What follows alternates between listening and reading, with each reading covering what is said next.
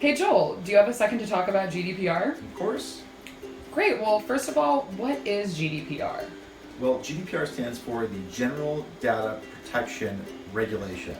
In effect, it is the EU law that governs over all stakeholders who maintain or access or store or process data of every person within the EU.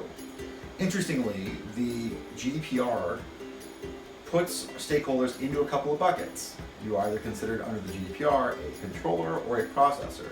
Depending on what bucket you fall into, that sort of outlines your liability under the regulation.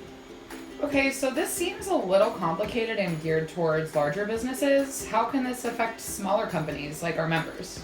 Well, the GDPR is agnostic to the issue of the size of the overall company, meaning that the GDPR applies to all equally.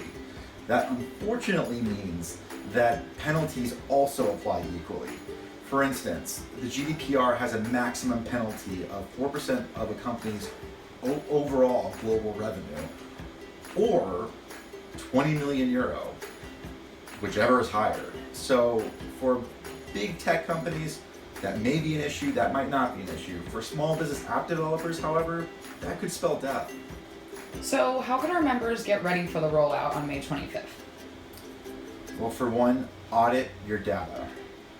And to audit your data, you have to look for what sort of data are you holding, what are you processing, and also make sure that you have systems and protocols in place to ensure that data is protected pursuant to all of the articles within the GDPR.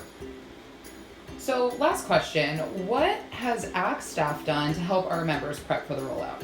Great question. We developed a GDPR guide that outlines sort of what we think are the most important issues for our members to know about, and also what they should do immediately in preparation for that May 2018 rollout. Awesome, well, thanks so much. Thank you.